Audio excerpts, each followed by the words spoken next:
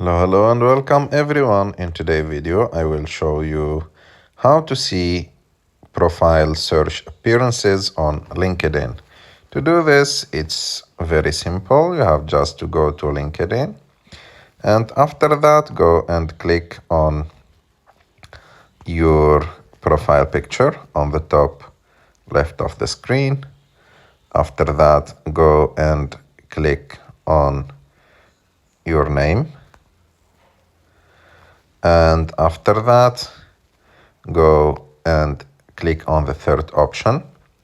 And to use this option, you should have premium subscription, because if you don't have premium subscription, it will not show you the results, or it will show you maximum a small part of this result.